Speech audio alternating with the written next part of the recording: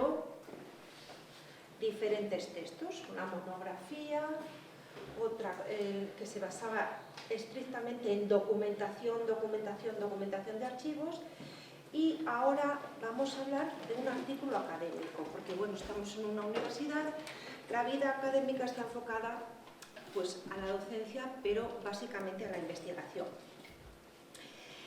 Esta investigación se expresa de forma escrita de muchas maneras, en manuales, en tesis, en disertaciones, en conferencias, en jornadas como las que estamos haciendo ahora, y una de las maneras es a través de los artículos académicos, los artículos de investigación. Un artículo académico es muy importante porque es la manera en la que los investigadores se comunican entre sí, en la que comunican los resultados de sus experiencias, porque el trabajo de un investigador no acaba cuando finaliza su experimento, solamente acaba cuando ese experimento se comunica. Es decir, el objetivo del investigador es la creación de conocimiento científico, pero también la transmisión. La ciencia se tiene que transmitir cada vez más rápidamente, cada vez mejor. La comunicación entre los investigadores es indispensable para que la ciencia avance. Bueno, por lo tanto ya vemos que un artículo académico es un informe que tiene que estar publicado, escrito y publicado, que comunica los resultados de la investigación o transmite nuevos conocimientos o experiencias, y estas experiencias han de ser originales, no vale con escribir una y otra vez lo mismo. Y luego la característica principal es que el contenido tiene que ser científico. En cuanto al estilo académico, tiene que ser objetivo, preciso, claro, breve. No vale la pena estar ahí dándole vueltas a una cosa, elaborando y reelaborando el mismo pensamiento una y otra vez. Su contenido tiene que ser objetivo, riguroso, ha de ser original, no se puede copiar, y ha de ser verificable. Esta es una característica muy atractiva, es decir, cada investigador tiene que dar tanta cuenta de su experimento en el documento que presenta, que cualquier otro investigador puede repetir ese experimento para verificar que es cierto y que este señor no lo ha falseado. Y además tiene que ser replicable, es decir, tiene que dar todos los argumentos y toda la información para que otro investigador se pueda oponer a la tesis que él defiende en ese artículo. ¿De acuerdo? ¿Sí? Vale. Bueno, el que traemos hoy, de entrada, es un ejemplo muy claro de un artículo académico, de investigación académica.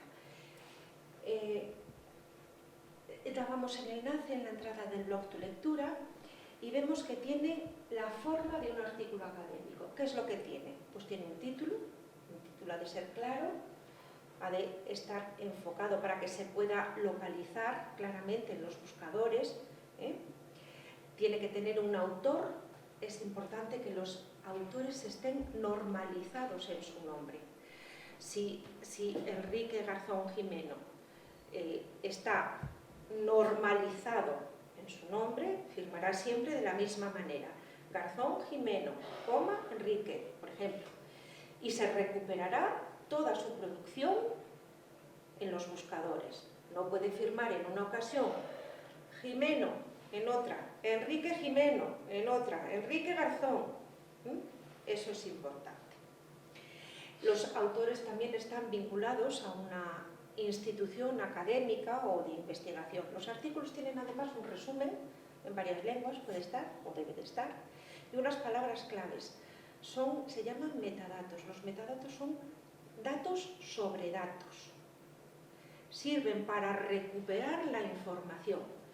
Cuando un investigador elabora un artículo, él ya da unos términos que considera que son muy descriptivos del contenido del artículo, porque quien necesite ir a buscar información sobre ese contenido acudirá a esos términos y dirá: quiero algo sobre esto. Son términos claves, son palabras claves.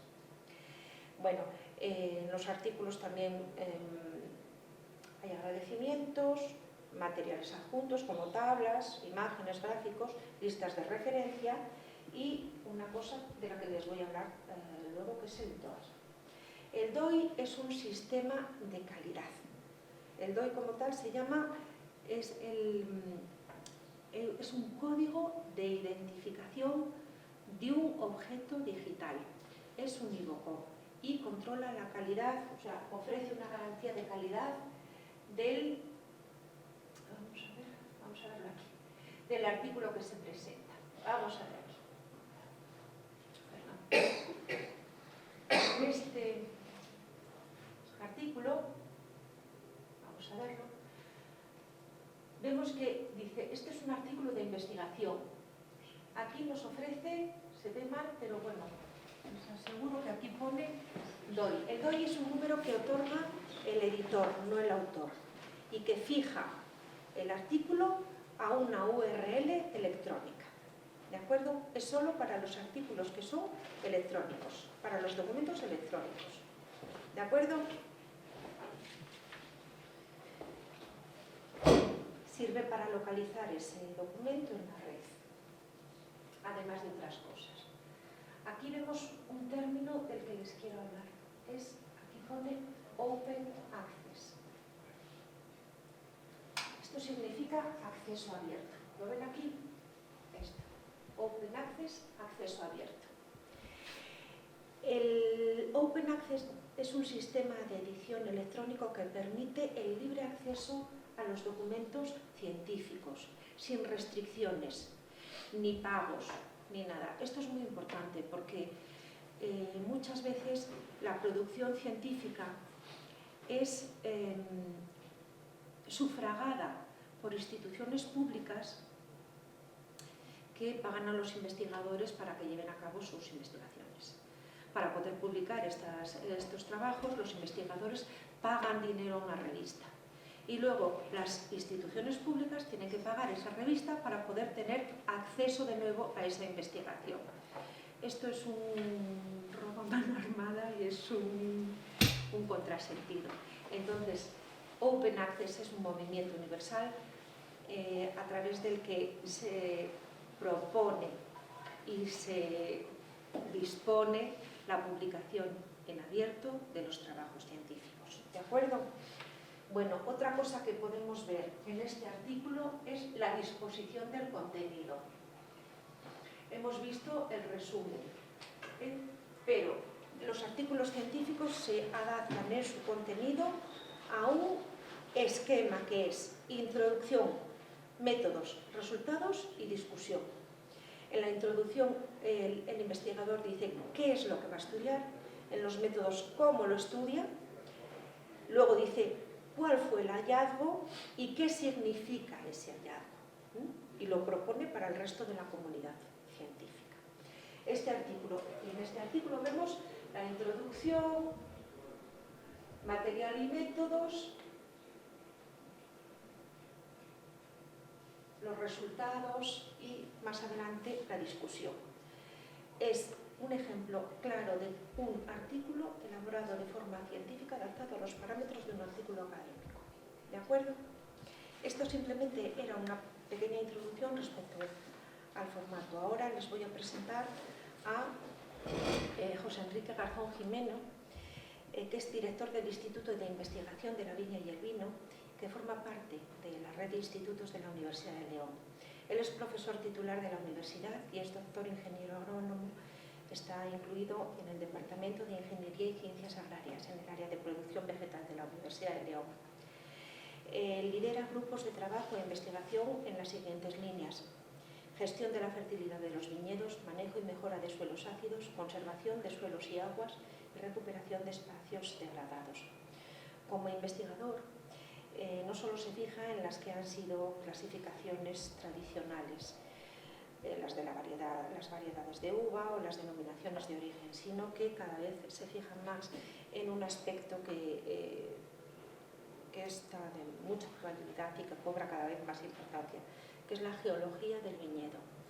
Este es un poco el punto de partida de su exposición. Él nos va a hablar del suelo como una de las características del terroir, que es eso que define lo que es la esencia. Con él les dejo para que aprendamos. Gracias.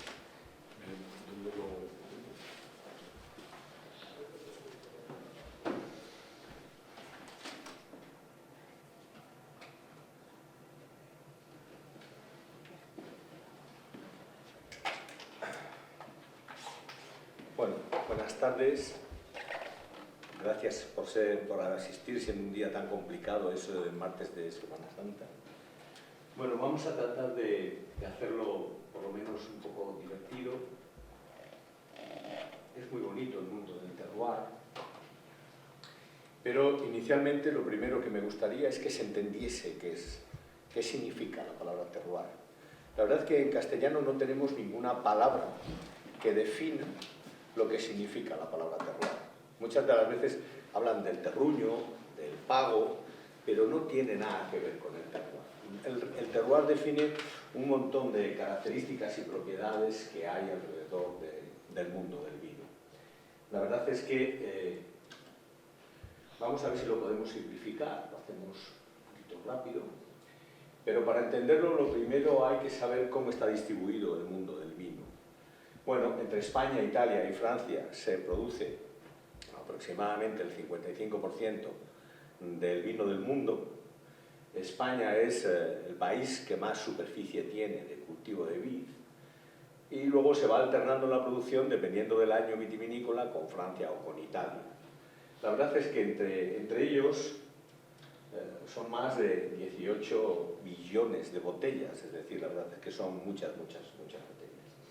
Bueno, hoy en día no se sabe si ya China tiene más superficie de cultivo de vid que España, porque ha crecido exponencialmente en los últimos años. Pero bueno, en estos momentos podríamos decir que entre España, Italia y Francia son los más productores. El máximo de producción está entre ellos. Luego, pues, siguen otros países, como puede ser Turquía, pero con la mitad de superficie que España, más de 500.000 hectáreas, pero la mitad de la superficie, la verdad es que es una producción importante, ¿no? Y si nosotros de alguna manera vemos lo que sería en España, cómo va la producción, seguimos teniendo la denominación de origen más grande del mundo. Es decir, la de La Mancha sigue siendo la denominación de origen que produce más vino al respecto del resto de los países. El 51% de la producción de España sale de La Mancha. Por desgracia salen graneles fundamentalmente, con lo cual digamos que el apartado terroir en esta denominación de origen no existe mucho, porque no se preocupa mucho de las características de calidad, ni del suelo, ni de la planta, como veremos más adelante, pero sí que en cuanto a producción, la verdad es que tiene una producción muy importante. Bueno, esta es una imagen que define muy mucho de lo que se pretende hablar cuando se habla de terroir, ¿no? Se dice, bueno, es que el vino, ¿de dónde sale el vino? Bueno, el vino sale de la planta, pero la planta, ¿dónde está? En el suelo. Sin el suelo no hay posibilidad de obtener uva y por lo tanto no hay posibilidad de tener vino.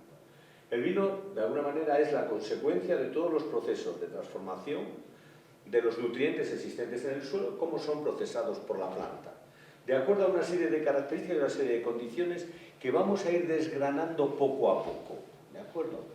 Pero sin suelo no hay posibilidad de hacer vino, y mucho menos un gran vino. Es muy importante el conocimiento del suelo. Veremos que de alguna manera es el que nos va a marcar precisamente si una zona es buena, es mala, sobre todo cuando hablemos de los grandes terroirs del mundo. ¿Dónde debería de empezar la obtención de un gran vino?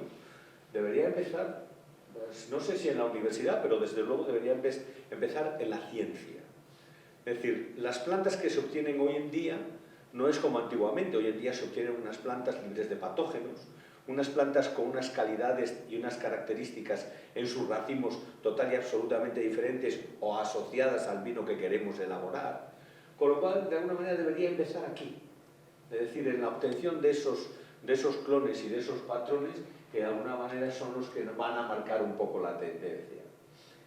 Eso debería de pasar de esas cámaras de cultivo a zonas de invernadero, donde se vea pues, la estructura, las características foliares, que no estén o que no tengan ningún tipo de virus, ya que eso disminuye de alguna manera la producción, y lo mismo ocurre con los portainjertos. No olvidemos que una planta de vid está formada por dos partes, lo que sería una parte que está enterrada en el suelo, que es el portainjertos, y por otro lado lo que sería la variedad, que es una yema, que es una púa. De alguna manera eso es lo que es Mencía, lo que es Prieto Picudo, lo que es Tempranillo. Pero 40 centímetros están enterrados en el suelo. Y eso es lo que es el portainjertos.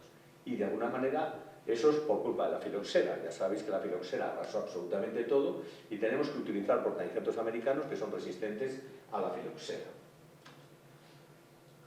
Una vez que tenemos eso y que obtenemos o que hacemos unos trabajos de investigación muy grandes, lo que podemos obtener son uvas con esas características o con esas formas y, por supuesto, pues unas botellas de vino que marcan los vinos top en un momento determinado de una denominación de origen, de una zona o de un país.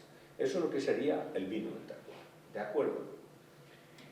Pero bueno, ¿cómo queda marcado esto? ¿O cómo conseguimos un vino del terroir? Bueno, pues el vino del terroir de alguna manera es, una vez que tenemos la planta, que veremos más adelante qué características tiene que tener, el sistema de producción debe de ser coherente, debe de ser respetuoso con el medio ambiente lo máximo que se pueda, ¿no? Debe de tener un equilibrio de estructura, debe tener debemos de tener un conocimiento de absolutamente todo lo que interviene en el proceso de evolución o en el proceso de un vino, ¿no? Debemos de tener los clones que nosotros queremos, debemos de tener los parámetros analíticos, los tratamientos, todo aquello que de alguna manera va a hacer que nuestro viñedo sea capaz de darnos lo que nosotros queremos. Eso en cuanto al manejo, pero lógicamente tenemos otra parte muy importante, no tan definitoria como podría ser en la parte exterior, sino en la parte interior, en una bodega. Siempre decimos que se puede hacer una gran uva, en un gran viñedo, y que lo único que podemos hacer es estropearlo en la bodega. Jamás al contrario. Es decir, no podemos tener algo que sea malo en el campo y mejorarlo en la bodega. La química no existe en el sector vitivinícola. Es decir, antiguamente se decía que los vinos que se obtenían de química, no, la química es muy cara como para poder utilizarla, es mucho más barato la agricultura. Es decir, es mucho más fácil obtener una uva que químicamente obtener todos los polifenoles, taninos y todos aquellos compuestos que en un momento determinado son los que van a dar lugar a lo que sería una botella de vino. Aquí hablamos de las levaduras, hoy en día se habla mucho de ellas, porque son las que de alguna manera dan unas características a los vinos. Hay algo que que seguro que conocéis, si habéis probado alguna vez vinos. En León, si probábamos los rosados de Prieto Picudo, el 90% de los rosados nos huelen lo mismo y nos saben lo mismo. Huelen todos a fresa o a palote de fresa y de alguna manera luego cuando los metemos en boca pues son más o menos los mismos sabores, como si chupásemos una piruleta. Eso es debido a las levaduras. ¿Por qué? Porque todo el mundo utiliza la misma levadura a la hora de elaborar esos vinos. Sin embargo, si nosotros lo que hacemos es un estudio para la obtención de las levaduras autóctonas, lo que buscamos es precisamente esto, de que de todas las levaduras, elegir aquellas que más nos interesan a la hora de hacer un vino para nosotros. Importante es que de entrada terminen las fermentaciones, es decir, que sean tolerantes o que toleren el alcohol en una parte, por lo menos mientras haya azúcar, que ellas sean capaces de seguir fermentando hasta que obtienes el producto final. Cuando ya no hay azúcar, la levadura se muere, pero tienen que tolerar el alcohol. Si se mueren en el camino, pues lógicamente al final lo que tenemos es un vino con lo que se llama azúcar residual. Por lo tanto, lo que nos interesa es que toleren el alcohol, las levaduras. ¿Cómo se hacen los estudios de obtención de levaduras? Pues bueno, es algo realmente complicado. Fijaros, en un proceso de transformación del azúcar en alcohol, no empiezan las mismas levaduras que terminan ese proceso. Hay levaduras que se van muriendo por el camino, hay algunas levaduras que comienzan lo que sería esa fermentación y hay otras levaduras que son las que terminan siempre la fermentación. Y la característica es que todas las levaduras que terminan son siempre del tipo Saccharomyces cerevisiae. Son las únicas que son capaces de sobrevivir y terminar las fermentaciones alcohólicas. Sin embargo, las Caneásporas o cualquier otro tipo, esas son las que arrancan las fermentaciones. Las Saccharomyces están ahí en pequeña concentración y luego a medida que se va produciendo el alcohol, se va muriendo ellas y ellas van creciendo cada vez más porque se alimentan al mismo tiempo del azúcar. Todo el proceso de obtención de esas levaduras es un proceso científico realmente largo y costoso, con lo cual no todas las bodegas que quieren tener un terroir tienen su propia levadura, pero sí las grandes bodegas que quieren ser diferentes al resto tienen este tipo de estudios para utilizar su propia levadura. En los vinos blancos es total y absolutamente definitorio, en los rosados bastante, y en los tintos un poco menos. Si vemos los blancos y pensamos en los blancos de rueda, la mayoría de los vinos blancos de rueda son más o menos lo mismo. Empezamos a oler y vemos que ahí hay limón, que ahí hay piña, que hay algo de melocotón, depende un poco del proceso que haya llevado. Es lo que decimos que es una fiesta en la nariz. Es debido, fundamentalmente, a que la levadura con la que se está elaborando el vino de rueda es la misma. Hay muy pocos vinos en rueda que sean diferentes en cuanto al aroma. Y eso es debido a que nadie ha hecho los estudios, o muy pocas bodegas han hecho los estudios para obtener grandes vinos de terroir. Bueno, otro de los parámetros que sigue siendo importante para un vino de terroir es el corcho, el tapón, ¿de acuerdo?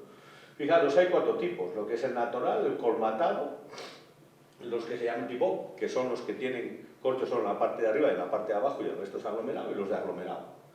Diferencia, pues de 3 euros a unos pocos céntimos. Es decir, un tapón natural y que no esté colmatado, pues si es muy bueno, puede costarnos hasta 3 euros. Y después los de aglomerado, pues 1 céntimo, 2 céntimos, bueno, muy poquito. No hay tanto corcho bueno para tanto vino bueno, con lo cual los grandes terroirs en un momento determinado tendrán su pelea entre ellos para tener los mejores tapones, puesto que también es un índice de calidad, es un índice también top. Si vamos a pagar una botella de vino o una pasta, lo normal es utilizar un vino de alta calidad, ¿de acuerdo? Si tenéis alguna pregunta, hacerla, ¿eh? Bueno, por lo tanto, empezamos con los terroirs. Empezamos, ¿cuáles serían los parámetros que definirían un gran vino de terroir? El primero, el clima. Nosotros tenemos que elegir a la hora de plantar una zona donde el clima o donde la planta pueda sobrevivir. El viñedo es una planta que es muy dura, muy rústica, se adapta prácticamente a todo, pero como todas ellas, las temperaturas cuando se produce el lloro tienen que ser ya por encima de los 4 grados. Si empezamos por debajo empezamos a tener problemas de heladas. Si luego después de la rotación nos viene la floración y tenemos una helada, pues ya hemos visto lo que pasa, que lógicamente no tenemos ni un grano, no tenemos ni una valla. Con lo cual digamos que está siempre definido el clima a la hora de poner un viñedo. Si queremos hacerlo en una zona muy fría, puede ser que no todos los años tengamos uva y por lo tanto no tendremos vino. Con lo cual ya viene marcado. Y el clima no se puede cambiar, es decir, el clima es el que hay. Con lo cual, de alguna manera, tenemos que adaptarnos a esas características climáticas a la hora de poner un viñedo. ¿Qué podemos hacer? Bueno, realmente lo único que podemos hacer es modificar solo un poco, y ese poco va al respecto de la orientación, la insolación, las características térmicas, las características pluviométricas. Poco, podemos jugar muy poco. El clima es el que tenemos y una vez que estemos ahí, de alguna manera vamos a tener unas ventajas, unos inconvenientes de acuerdo a lo que hayamos elegido, al portainjertos, al clon, a la variedad, a la insolación, la radiación solar, etc. Bueno, algunas de esas características climáticas dan lugar a grandes vinos de terroir. Uno de ellos son los famosos vinos de Tokai, los vinos Astú. Es decir, están en un lugar donde las características climáticas dan lugar a una enfermedad que es la botritis cinerea, que es la botritis noble y que da lugar al vino de los reyes. Es decir, precisamente lo que se quiere es las uvas de este tipo, ¿no? Las uvas Astú, pasificadas, entre comillas, lo de pasificadas. Realmente son deshidratadas, puesto que mantienen la pulpa. Hay una mayor riqueza en azúcar y, de alguna manera, dependiendo de la cantidad que tengamos, podemos hacer más o menos botellas. Eso, de alguna manera, si alguna vez tenemos la posibilidad de verlo, se cogen los racimos y uva a uva se van separando las uvas botetizadas para un caldero y las uvas que no están botetizadas para otro caldero. ¿Cómo se elabora un vino Astú? Bueno, pues un vino Astú se elabora por 25 kilos de uva botulinizada cada 125 litros de uva no botulinizada. Normalmente llevan unos serones, cada serón se llama plutonio y hace referencia a lo que serían los 75 litros o los 125 litros frente a los 25. Tenemos 3 plutonios que serían 3 medidas de 25, es decir, 75 kilos de uva botulinizada frente a lo que serían los 125 litros. Luego estarían los de 4 plutonios, que serían 25 kilos más. Luego estarían los de 5 plutonios, que es de alguna manera el más conocido de todos. Después estarían los de 6 y el esencia. El esencia solo y exclusivamente se hace por peso de la uva botulinizada. De tal manera que si nosotros tenemos 2.000 kilos de uva botulinizada, lo que sale, el jugo que sale en el proceso en el que están todas apiladas, que sale un reguerín, que normalmente suelen ser del orden de 75 litros. Bueno, aquí es donde de alguna manera empezamos a hablar de las características climáticas que dan lugar a estos vinos maravillosos de una zona del mundo, que son los vinos de Tokay. Aquí es donde fermenta el esencia, y aquí tenemos pues una botella de esencia típica, y aquí una de las que venden en Europa. Cuando llegan de estos vinos a nosotros, pues nos empezamos un poco a echar las manos a la cabeza, ¿no? Estos son, normalmente son botellas de 33 centilitros, es decir, como una cerveza, y aproximadamente estamos hablando de 400 euros la botella, ¿no? Es decir, aproximadamente pues, 1 euro y algo cada centímetro cúbico, cada mililitro, ¿no? Entonces, bueno, son vinos que tienen 4 grados, donde la Saccharomyces no es capaz de fermentar todo el azúcar que tiene, puesto que la riqueza en azúcar de este mosto, entre comillas lo de mosto, supera los 200 gramos por litro, 300 gramos por litro. Con lo cual no hay muchas posibilidades de que esa fermentación se produzca. Bueno, eso sería una de las características. Otra de las características que es, para mí, lógicamente, como profesor de edafología, las más importantes es el suelo. El suelo tampoco se puede cambiar. Es el que tenemos, no hay otro. Es decir, si tenemos un suelo de un tipo, ese suelo va a seguir siendo el mismo. Podremos alterar algunas características nutricionales, pero el suelo, el mismo, no va a cambiar para nada. Bueno, tenemos muchos ejemplos, es decir, ¿de qué depende? Bueno, ese suelo se forma de acuerdo a muchas características que en un momento determinado son modificadas, es decir, el proceso de formación del suelo. Pero fijaros, la microbiología del suelo en algunos casos da lugar, aparte del sabor, de esa huella que tienen los vinos. Muchas de las veces la mineralogía del vino también es provocada por un sistema radicular secundario. Y luego el drenaje del suelo da lugar a que tengamos una sujeción. Aquí tendríamos, si queremos, la formación típica de una planta de vid, ya que tenemos un sistema radicular de 3-4 metros.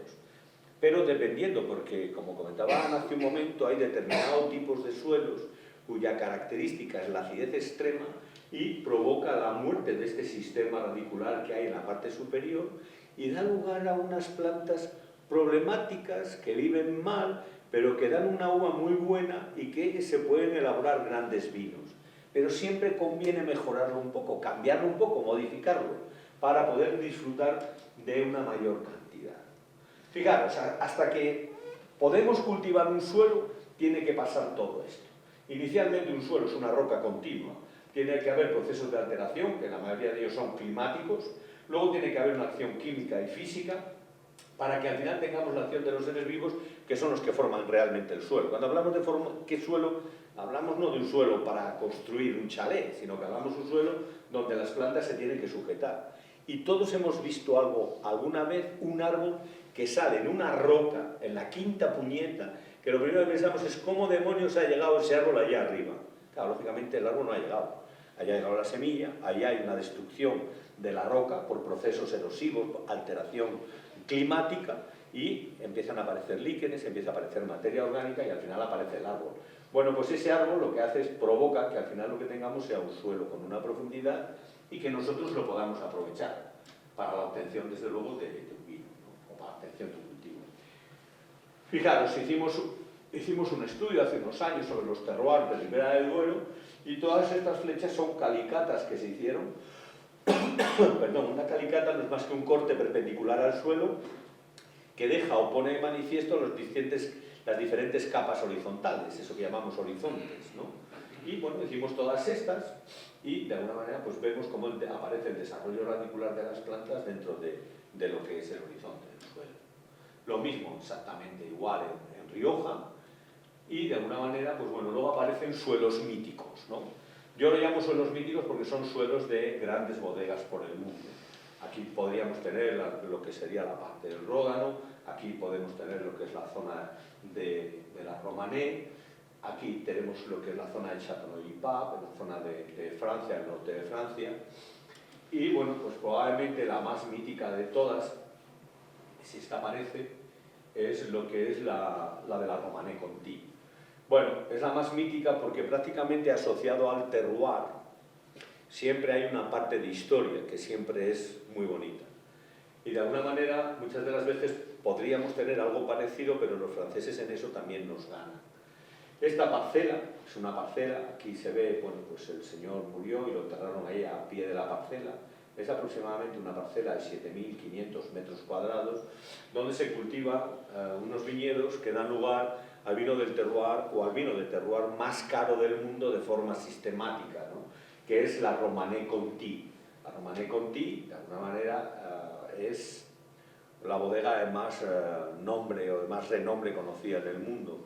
Se elaboran en torno a 15.000 botellas aproximadamente y cada botella tiene aproximadamente un precio de unos 7.000, 8.000 euros si podemos tener la posibilidad de acceder a una botella. Es decir, ya no solamente hay que tener los 8.000 euros para una botella, sino que aun teniendo los 8.000 euros no podríamos comprar, aunque quisiéramos, una botella de ellas. Porque luego hay mucha gente muy rica y entonces tiene muchas más posibilidades y no salen ni tan siquiera al mercado.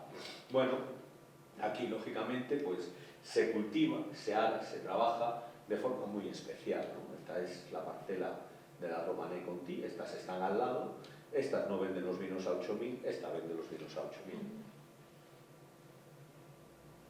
Bueno, aquí tenemos una zona mítica también, no es la Romanée, es el Bierzo, viñedo viejo, donde de alguna manera tenemos diferentes parcelas en las que podríamos obtener, y de hecho se obtienen, grandísimos vinos.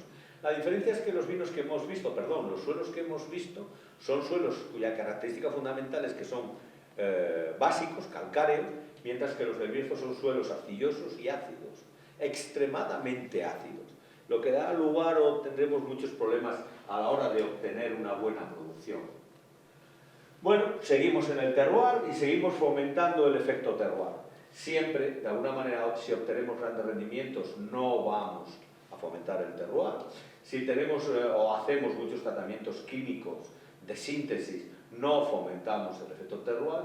Y si tenemos una mecanización muy grande, tampoco fomentamos el efecto terroir. Cuando hablamos de mecanización, nos referimos fundamentalmente a cosechadoras. Si cogemos una vendimiadora automática, una máquina de estas que vendimia y que no es capaz de separar los racimos de las racimas, en la parte verde de la parte que está para vendimiar, pues lógicamente al final no podremos tener un vino top, un gran vino, un vino de terroir.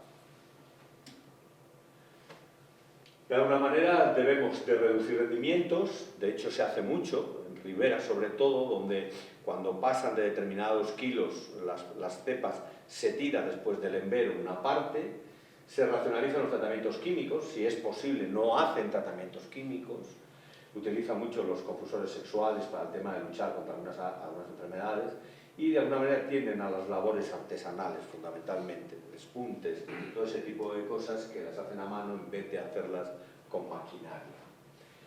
En estos momentos no hay ningún país en el mundo del vino que no quiera tener un vino de terroir. Todos quieren tener vinos de terroir. Todos quieren tener un vino que de alguna manera represente a lo que es un país. Lógicamente, en cada denominación de origen podríamos decir, en Francia tienen sus terroirs, de hecho, aparte de la Romanée en la zona de Borgoña, pues tenemos Petrus en la zona de Burdeos, si nos vamos a la zona de Alsacia, pues aparecen otros, y aquí nos ocurriría un poco lo mismo. Es decir, si nos vamos a Ribera del Duero tendríamos Vega Sicilia, si nos vamos a la zona de Rioja, pues podríamos hasta elegir, hay siempre 8 o 10 bodegas que de alguna manera dan lugar a esos grandes vinos de terroir, ¿no? Bueno, lo mismo ocurre en Argentina, en Chile, Sudáfrica, en Australia. En todos ellos tienen, la verdad, grandísimos vinos y, en muchos de los casos, vinos de terroir. Bueno, otro de los factores que afecta, como hemos comentado hace un momento, sería la planta. El clima no lo podemos tocar, el suelo no lo podemos tocar y la planta tampoco la podemos tocar. ¿Por qué? Porque tenemos que poner lo que el suelo requiere a nivel de portainjertos. No podemos poner el portainjertos, es decir, la vid americana que nosotros queramos, ni tan siquiera luego podemos poner el clon que nosotros queramos. Estamos un poco de acuerdo a lo que la denominación de origen marca o dicta. Si nosotros queremos poner Cabernet Sauvignon aquí en León, por poder, podemos, pero ya no estaremos dentro de la DO, estaremos al margen, estaremos fuera. Es más difícil tener un gran vino de terroir fuera de la DO en España de lo que parece. Así como en Francia no es tan problemático, en España sí es difícil. Con lo cual, viene un poco también sujeto a todas las características. Como decíamos al principio, estas son las plantas madres, esta es la vid americana. La vid americana que tiene una longitud aproximadamente de sus sarmientos de 7-8 metros, dependiendo del portainjertos, y se cortan en trozos de 40 centímetros, que eso sería lo que es el portainjertos. ¿De acuerdo? Eso se hace a mano, es decir, se cortan a mano esos trozos de 40 centímetros, luego se les llevan con una máquina, se humedecen, se guardan durante un tiempo y luego se coge la variedad, el clon. Fijaros, ese palito con una única yema es el que se injerta. Ahí nos saldrá el tempranillo, el pieto picudo, la mencía, es decir, la variedad que nosotros queramos. Y al mismo tiempo el clon que nosotros hayamos elegido. Un racimo pequeño, apretado, un racimo grande, bien suelto, aireado, lo que hayamos pedido, lo que hayamos querido. Y se hace en la máquina, ¿de acuerdo? Se hacen en lo que se llama un injerto, en omega, es decir, es una omega tal cual, de tal manera que lo que va cortado el portainjertos en la forma omega y de alguna manera queda el macho, o la zona que se queda encastrada en el omega, que sería la variedad y el clon. Luego eso lleva una serie de procesos donde se pasa durante un tiempo en una cámara, se hace brotar dentro de la cámara y una vez que se ha hecho brotar, se cogen todas aquellas que han brotado y se llevan a campo. Se le quitan todas las hojas, se vuelven a parafinar y se llevan a campo. Y en el campo se ponen y ahí están durante un año. Y de alguna manera, después, fijaros, este sería el omega. ¿Veis aquí? Es decir, este sería el portainjertos, en el portainjertos queda este omega, y después esto sería la variedad que tiene una yema nada más y que va ahí encastrado. ¿De acuerdo? Se va al campo, en el campo se colocan en esos caballones a 180.000 plantas por hectárea y después ya se cogen, se quitan, se cortan los sistemas radiculares, se quitan todos los brotes y se vuelven a guardar en una caja hasta que decidimos plantarlas en nuestros campos, que quedan refrigeradas y esos son los portainjertos de los que nosotros disponemos en España, resistentes a calizas, sequías, deshumedad, a salinidad, a acidez, a carencias. Y bueno, hoy en día es un tractor, es una máquina que va colocando, se le marca y dices, quiero que me coloques una planta cada 1,23 centímetros y te coloca una planta cada 1,23 centímetros. Por eso se ven perfectamente alineadas todas las plantaciones. Bueno, pues una vez que tenemos lo que es el clima, el suelo y la planta, ¿cómo puede ser que no todos los vinos sean de terroir? Porque lo lógico es que si casi todo viene marcado, casi todos los vinos deberían de ser parecidos o iguales. Pues bueno, porque hay una parte que viene marcada por nuestras manos y que es lo que llamamos manejo y es lo que hace que al final la uva, el mosto y el vino pues sea bueno, malo, mediocre, regular o para alcoholera, que decimos nosotros, ¿no? Y ese es el que diferencia o marca la diferencia entre la parcela de la Romanée y la de al lado, la de Vega Sicilia y la de al lado, la de Pingus y la de al lado. Eso y exclusivamente cómo se maneje el clima, el suelo y la planta. ¿Podemos cambiarlos? No, pero sí que podemos jugar. ¿Cómo? Pues si estamos en una zona de sequía podemos regar. Si estamos ante un suelo muy compacto, lo podemos labrar para airearlo. Y si estamos con una planta y hemos elegido una planta con un portainjertos vigoroso y un clon vigoroso, al final lo que tendremos serán ciruelas. Es decir, tendremos unas uvas de tamaño muy grande con las que no se va a poder hacer un vino de terroir. Bueno, os veo como en clase, ¿eh? Enrique, no, aquí nadie pregunta nada, ¿eh? Fijaros, características también que en un momento determinado marcan la tendencia a una bodega. La utilización de caballerías, la utilización de zancudos. ¿Y por qué se utilizan estos? Bueno, pues normalmente se utilizan por una razón muy simple, y es que, a ver, ¿cómo lo explicaría yo? Un Grand Cru en Francia no se vende. Tú, como una botella para comprar la Romanée, es decir, hubo un momento determinado que la Romanée Conti estuvo en venta y vino un japonés a comprarla hace muchos años y de alguna manera puso el dinero para decir, bueno, yo compro la bodega de la Romanée, ¿cuánto vale comprar la Romanée? Y en aquel momento el presidente francés, que era Giscard d'Estaing, dijo, el patrimonio nacional no está en venta. Le dio 1 millón de francos en aquella época a la Romanée y hoy en día es la mejor bodega del mundo, o una de las mejores bodegas del mundo. Bueno, allí, aunque tengas dinero, comprar una hectárea es algo así como impensable. Es decir, si normalmente aquí una hectárea de un viñedo que esté puesto, que esté en marcha, con todos los aperos ya funcionando y demás, puede estar aproximadamente en unos 200.000 euros, aproximadamente. En la zona de Francia, un Grand Cru está en torno al 1,5 millones de euros, 1.700.000 euros. Con lo cual es prácticamente imposible comprar superficies en esa zona. Como ejemplo sirva que Les Hospices de Beaune, que es una bodega con una historia también muy bonita, es en estos momentos la bodega que más superficie tiene en la zona de Borgoña, que tiene 68 hectáreas. ¿Cómo han conseguido las 68 hectáreas? Pues porque no han comprado ni una sola hectárea. Pues es muy fácil. Allí había un hospicio en Dijon y la gente que tenía viñedo, si no tenía descendientes, regalaba o daba en herencia al hospicio, les hospices, daba la superficie que tenía, y eso se lleva haciendo durante cientos de años. De hecho, el Estado es el que les da siempre los depósitos, los enólogos son libres, van allí a elaborar el vino y consiguen, o se consigue de esta manera, que en estos momentos sea la bodega con mayor superficie de toda Borgoña. Fijaros, hoy exclusivamente el viñedo, 68 hectáreas a 1,5 millones, ya tiene un verdadero fortunón, aparte de la bodega, los depósitos, etc. ¿De acuerdo? Y bueno, a diferencia de lo que sería en España, aquí el terreno se aprovecha muchísimo, porque como vale mucho, pues no vale eso de colocar 2.700 plantas por hectárea o 3.000 plantas por hectárea. Aquí estamos hablando de 7.000 o 8.000 plantas por hectárea. Bueno, fijaros, una planta de vid, más o menos las tres son antiguas. Esta sería una planta de vid del Bierzo. Fijaros, no tiene sistema radicular secundario. Todo el sistema radicular secundario en la zona del Bierzo, de todas las plantas o de casi todas, está muerto por las características de acidez.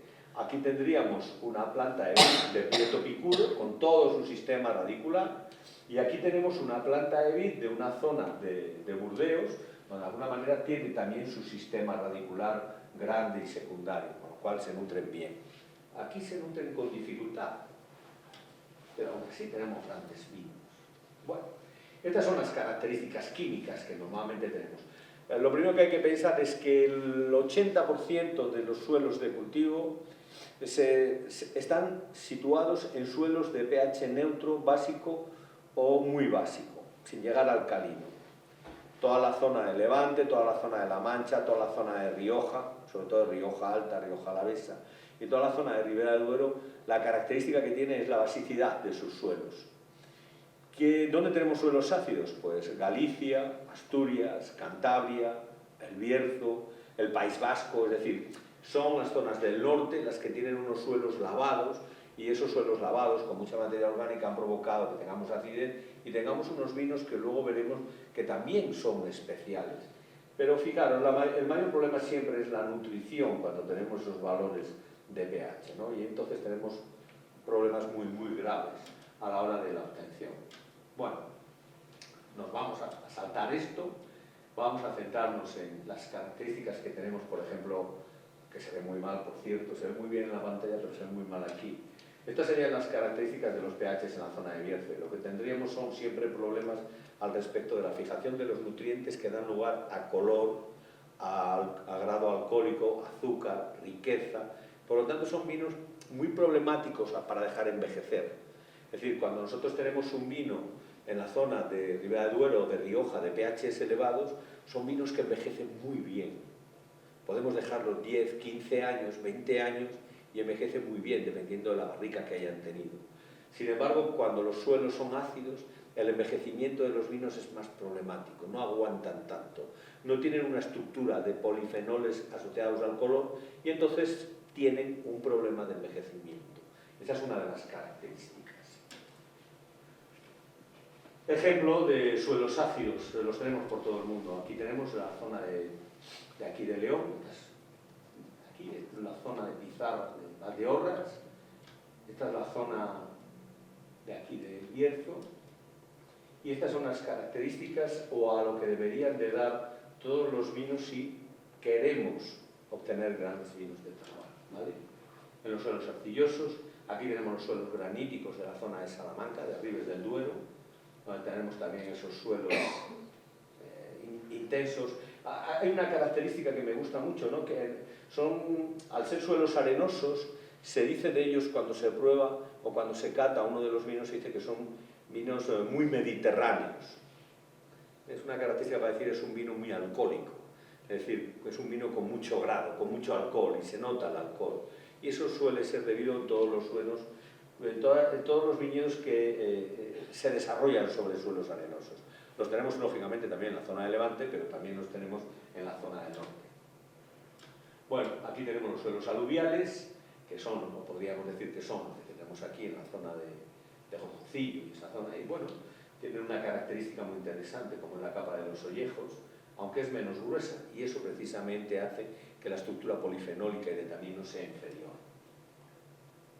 Bueno, características de los suelos calizos en la zona de Ribera del Duero o en la zona de Rioja. Y aquí tenemos vinos que son muy rústicos, tienen muy pocos, nunca veremos un color violáceo en un vino viejo de la zona de Rioja. Ese color violáceo lo tendremos aquí. Ellos siempre tendrán colores terrosos, colores de hierro, más que colores de manganeso. Suelen ser vinos muy poco aromáticos, les falta elegancia, y los mostos suelen tener un pH elevado, lo que les genera un problema a la hora de la formación de los bitartratos. Esos pozos que vemos en las botellas de vino son debidos precisamente a tener los pHs elevados y la formación de bitartratos. Bueno, y para terminar, vamos a poner algunos ejemplos de lo que entendemos, de lo bien que ha hecho Francia las cosas. Normalmente siempre decimos que qué bien venden los italianos. Bueno, pues en el mundo del vino decimos qué bien venden los franceses. Los franceses, aparte de vender su vino, que es muy interesante que lo vendan, lo que han vendido son sus variedades. Es decir, nosotros nos encontramos variedades francesas por todo el mundo. Vayamos donde vayamos, aparecen siempre variedades francesas. Incluso en España. Es decir, en España tenemos también variedades francesas. Pero ¿quiénes son los que mejor conocen las variedades? Ellos, los franceses. Conocen sus variedades, manejan sus variedades como nadie. Fijaros, estos son ejemplos. Una Cabernet Sauvignon, que es una variedad francesa, cuando se cultiva en Burdeos es muy delicada, es muy aromática, es muy frutal, es muy rica. También se hace en Sudáfrica, y en Nueva Zelanda, y en Chile, y en Australia, y en California. Y esa delicadeza no es que la vaya perdiendo, sino sí que en un momento determinado lo que vas es encontrando que ya no sea tan fácil de beber. Es decir, ya cada vez va siendo más intensa, cada vez va siendo más difícil, no te gusta tanto. Cuando el vino es delicado, te apetece siempre beber un poco más. Cuando esa delicadeza la va perdiendo, bueno, la bebes, te gusta, disfrutas de ella, pero con una botella tienes bastante. Bueno, eso es en una Cabernet. La Cabernet que tenemos en España tiene unos toques a pimienta verde impresionantes. Es decir, según la olemos ya nos huele un poco. Son unas piretrinas que tiene, porque aquí no madura bien la uva. Eso en otros países no ocurre. Y también tenemos Cabernet. La Pinot Noir. Bueno, pues la Pinot Noir, cuando nosotros la bebemos de la zona de Borgoña, es tremendamente delicada. De hecho, el vino de 8.000 euros o 9.000 euros de la Romanée es de Pinot Noir. Está espectacular, dicen. En Chile, en Oregón es impresionante. La Pinot Noir del sur de Oregón, estamos hablando de una Pinot Noir de 800 euros la botella. Esa sí que la he probado, riquísima, no porque la haya comprado, sino porque en una cata en la que he estado. Y a medida que vamos cambiando de país, pues volvemos un poco a lo mismo. Deja de tener ese efecto terroir, ¿de acuerdo? Siguen siendo vinos muy buenos, espectaculares, pero depende como... Siempre se dice lo mismo. ¿Y tú qué alto eres? Depende con quién me compares. Si me comparas con Gasol, soy un canijo. Pues aquí pasa lo mismo, es decir, el efecto terroir del Pinot Noir de Borgoña no es equiparable al Pinot Noir de la zona de California. Es infinitamente mejor.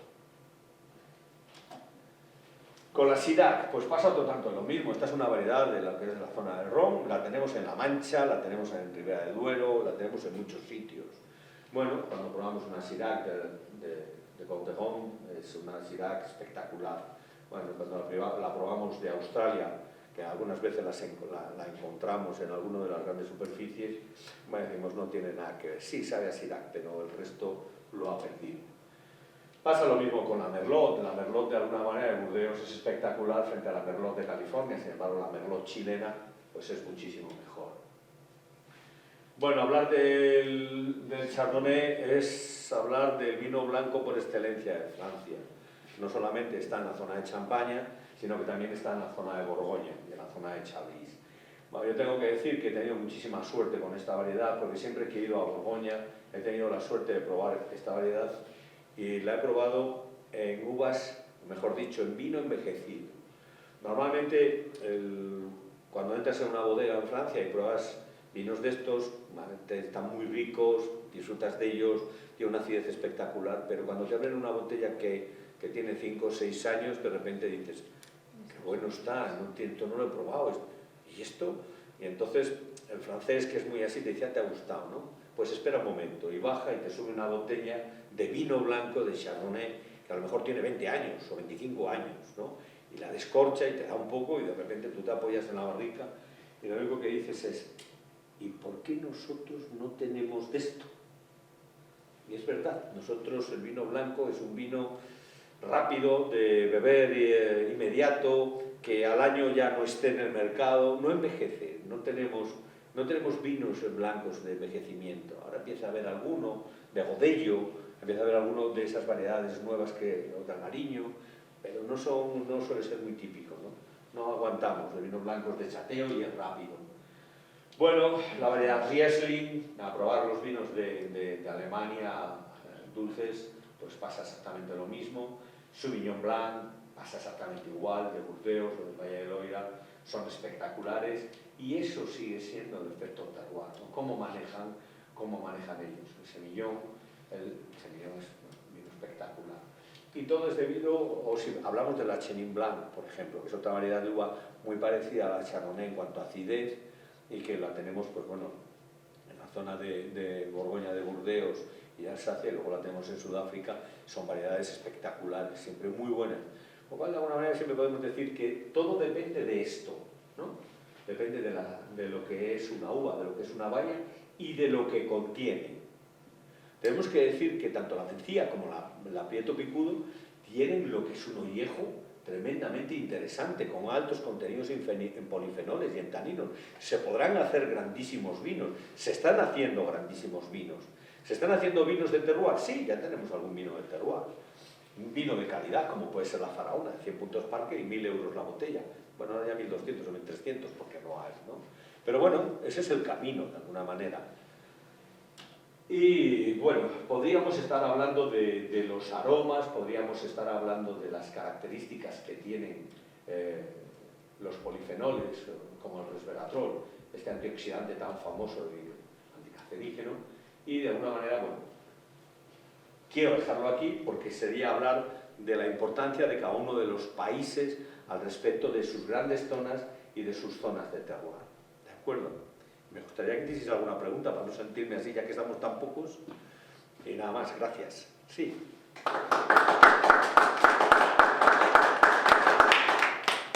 A ver. Pues una pregunta que precisamente hay alguien que se suponía que sentía de ilusión, no entiendo de bien. Yo tampoco, ¿eh?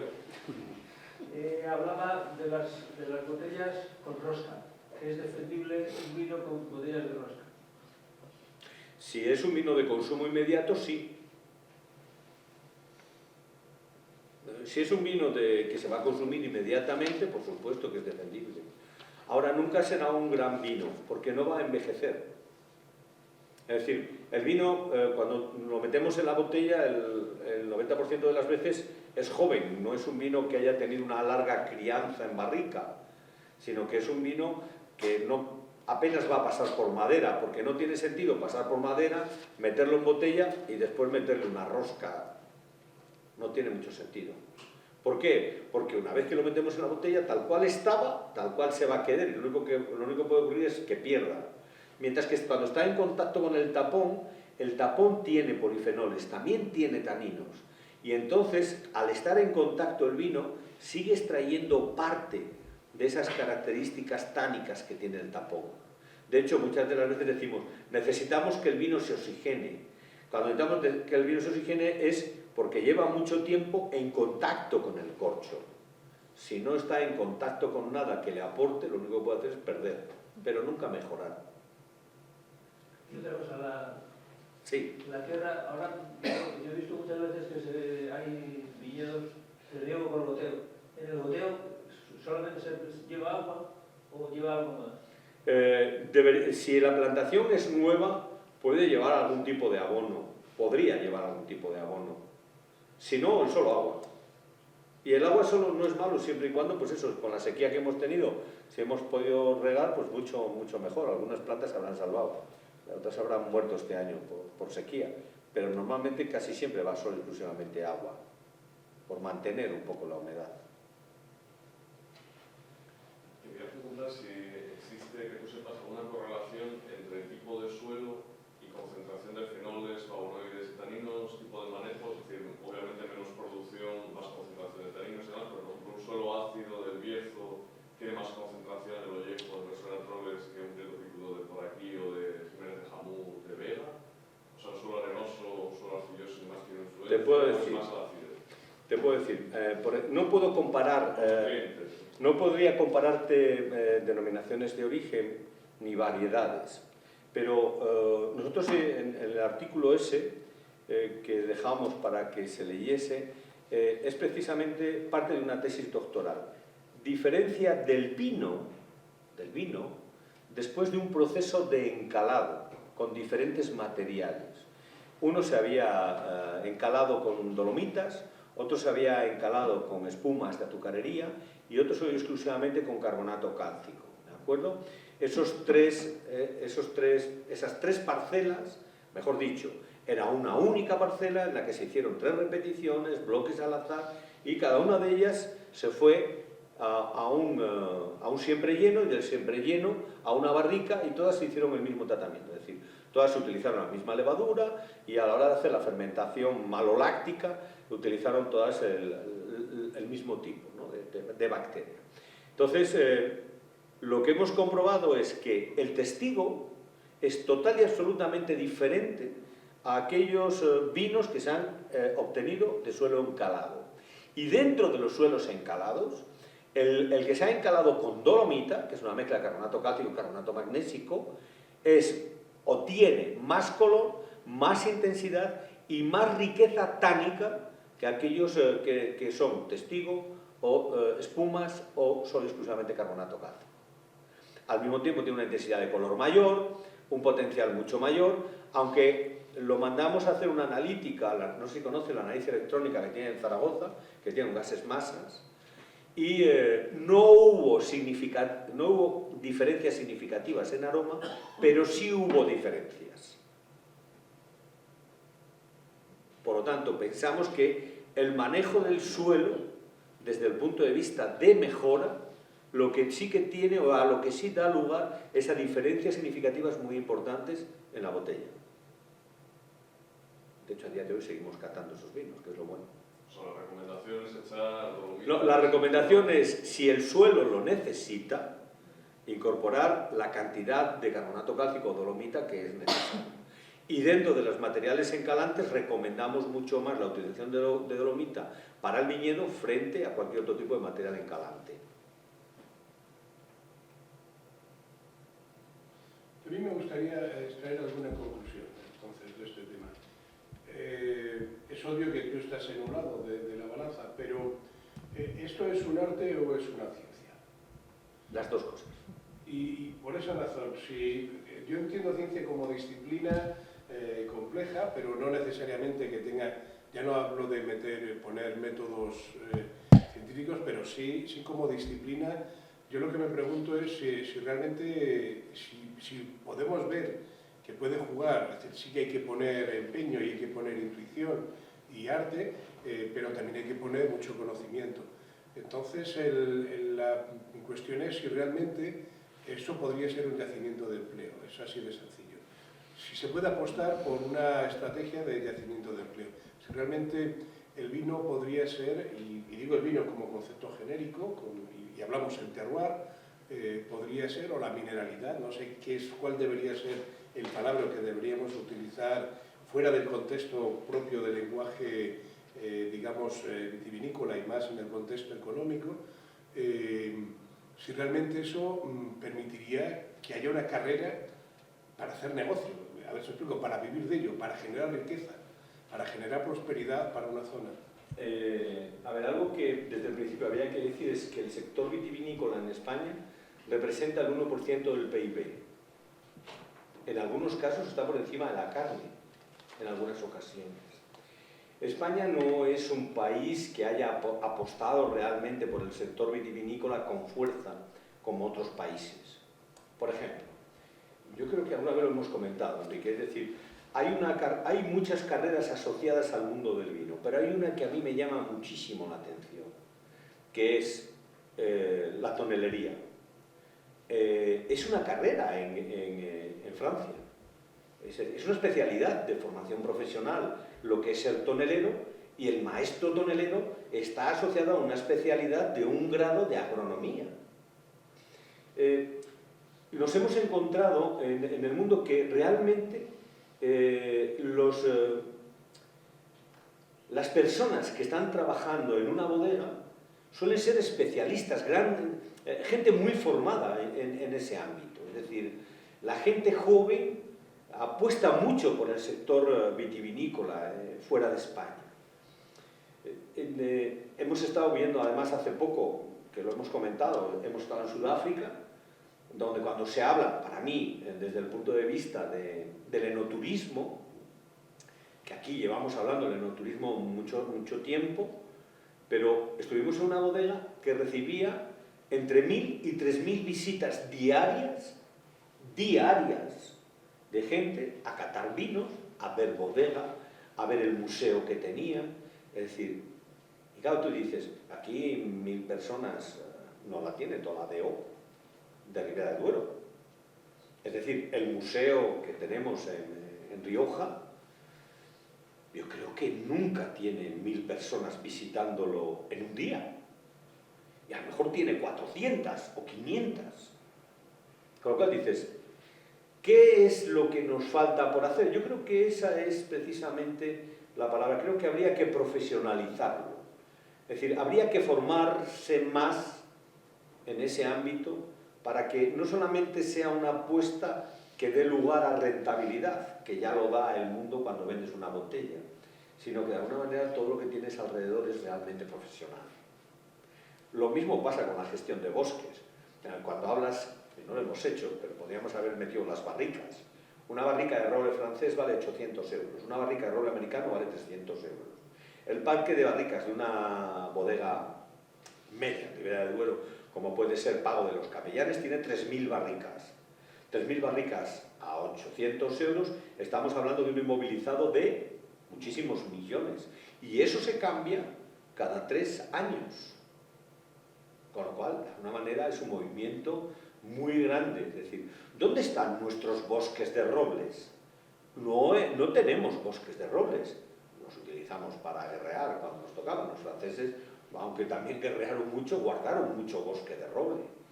Claro, hoy en día pensar que alguien ponga un roble y que tenga que esperar 80 años, muy pocas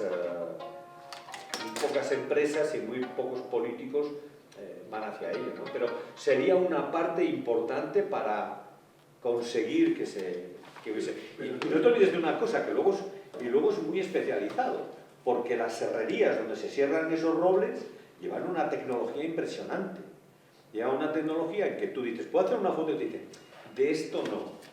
Es decir, donde se está mirando el grano de una duela, de una madera. Son máquinas que van separando estas duelas para un sitio, estas duelas para otro. Máquinas que en un momento determinado se diseñan para secar. Se siembran con levaduras para sacar hacia el exterior los polifenoles. Pero si tienes que también una idea de lo que estás diciendo, es que cuando se habla de vino se habla de bodegas, no se habla nunca de clúster, nunca se habla de hubs, nunca se habla de cadenas de valor, y ya no digo de valor global. Cuando vamos, y tú has mencionado los terroirs franceses, es todo lo contrario, están pensando en un concepto global y aquí todos, y digo todos, o sea, y tú conoces muy bien, hay zonas donde de la bodega, o sea, a lo mejor la bodega son 40 personas o 50 personas, pero de esa bodega viven 300 familias. No sé si me explico. En todo el contexto más cercano o menos cercano. O más. O más. Y entonces te digo, esto no sé, en España, en León, eso no ocurre.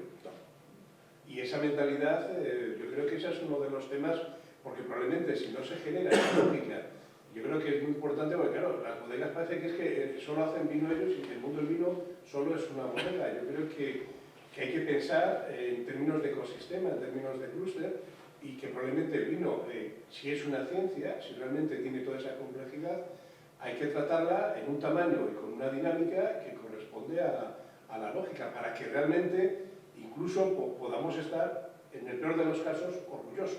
Ya no digo que sea horrible, pero ser orgullosos, ¿no? Hay que disfrutar de la vida. Totalmente la razón. Es decir, de alguna manera es eso, es creérnoslo, es lo que nos falta, y apostar. Es decir, de alguna manera apostar fuerte. El sector del vino es muy importante y va a ser lo más, y para Castilla y León mucho más. Pero creo que el error, y te lo digo, el error o la oportunidad en este momento es abrir la espita, valga la expresión, de que el mundo del vino es un vino muy complejo que exige un clúster y que exige una cadena de valor más amplia y que no es patrimonio de los bodegueros. Hay una entrevista que me hicieron hace poco con respecto al tema de las catas. Me hizo un periodista y me dio lugar a que yo dijese algo que nunca había dicho, y es muy bonito porque la universidad es universalidad, pero es que el vino es igual de amplio. Es decir, tú puedes beberte un vino de Canadá aquí en un momento determinado. Es decir, lo mismo que en un momento determinado tú puedes ver un artículo de alguien que ha publicado en China, en el mundo del vino pasa otro tanto de lo mismo. Y nosotros, que tenemos la suerte de trabajar fuera de España, es decir, trabajamos con Sudáfrica, trabajamos con bodegas de Sudáfrica, y de alguna manera vemos que la problemática es similar, y por lo tanto la transferencia de conocimiento es solo y exclusivamente cuestión de apostar. O sea, Stellenbosch, que lo hemos comentado en más de una ocasión, es probablemente una de las mejores bodegas, una de las mejores universidades del mundo, en la que tenéis una ciudad que tiene 220.000 habitantes, pero tiene 25.000 estudiantes, de los cuales el sector del vino es toda la ciudad. Toda la ciudad es el sector del vino. Entonces, bueno, son cosas que podemos copiar y de alguna manera que podemos traer, que yo creo que es lo que nos falta. Sí. Yo quería preguntar una cosa, me llamó la atención cuando estabas hablando. En España es muy difícil hacer vinos de terroir porque las denominaciones de origen, que creí entender, no sé si estoy equivocada, que marcan muchos límites a la hora de establecer un poco las condiciones, el margen de acción de enólogos, de bodegueros, A ver, España es un país, a la hora en el mundo del vino, España es un país especial. Bueno, somos especiales para todo, pero en el mundo del vino mucho más. Si tú vas a Francia y quieres probar, pues eso, una Chardonnay 100%, no tienes ningún problema. Si quieres probar un Petit Verdot 100%, no tienes ningún problema. Tienes que pagarlo, pero no tienes ningún problema. En España prácticamente todos los vinos son monovarietales, llevan pequeñas proporciones de otras variedades, pero muy poco. Ellos lo que hacen, o con lo que juegan muy bien, es conocen muy bien sus variedades, es decir, la mineralidad de una la tiene una variedad y la mezclan con otras 4 o 5. Es decir, y eso está perfectamente asumido por todo el mundo, no hay ningún problema. Las denominaciones de origen, a nivel de que tú puedas utilizar otra variedad, te cortan totalmente. Tú no puedes poner 8.000 plantas por hectárea, porque si pones 8.000 plantas por hectárea no cumples con la normativa de la denominación de origen. Si tú obtienes más de 12.000 o 14.000 kilos por hectárea, tú no estás dentro de la denominación de origen.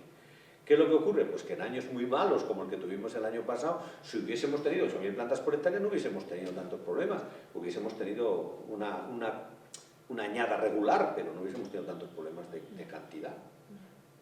Pero bueno, es que somos así.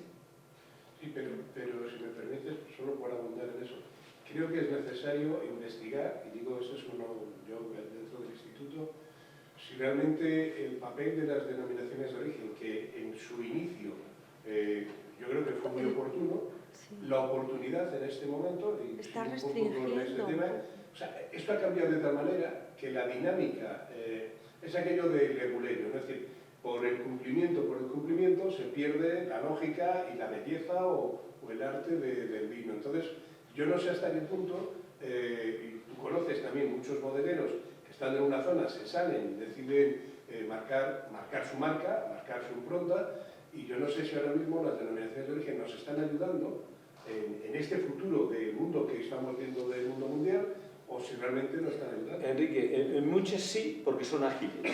Rioja, por ejemplo, ha visto que la tendencia que hay al respecto del cultivo de los vinos de rueda y ha cogido su variedad y automáticamente la ha permitido poner.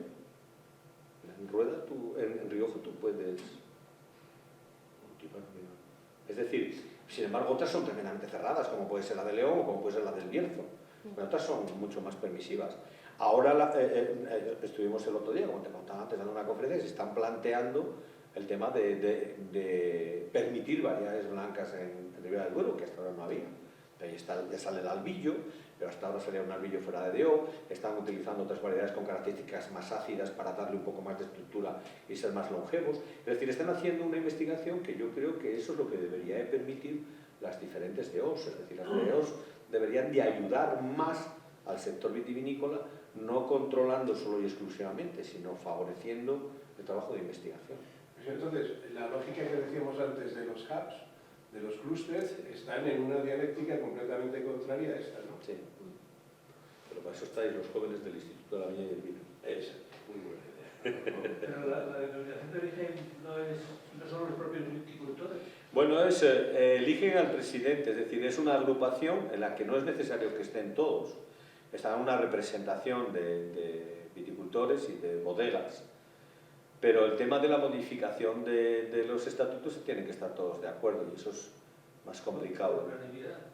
No sé lo que dicen los estatutos, pero vamos, en cualquier caso deberían de plantearse las denominaciones de origen, empezar a pensar más en futuro que en presente. Porque eso quiere decir que son poco representativas, ¿no? Son representativas, pero no son ágiles para algunas cosas. Lo que hicieron muy bien en España las denominaciones de origen es conservar todo el material genético que tenemos de nuestras variedades, que gracias a las denominaciones de origen se ha mantenido, pero ahora deberían de adaptarse mucho más a las nuevas tendencias del mercado. Si ahora se come más pan integral que panda, pues hay que adaptarse a tener más pan integral. Lentejas, efectivamente. Una curiosidad, ¿es cierto que el Topaz es de Vega Sicilia? No, el Tocaz no, Oremus. La bodega Oremus es de Vega Sicilia. Es que me lo comentaron una vez y... Sí, bueno, yo creo que fue la primer bodega con capital extranjero que hubo en Hungría, incluso en época comunista. Es decir, adquirieron la bodega y bueno, la han arreglado sus vinos son fantásticos. Es uno de los mejores vinos de Toca, con diferencia. Es verdad que todo lo que toca Vega Sicilia parece que, aunque lo convierte en oro, pero es que los parámetros de calidad de Vega Sicilia no lo tiene ninguna otra bodega. Bueno, pues si no tenéis más preguntas... Gracias. Pues,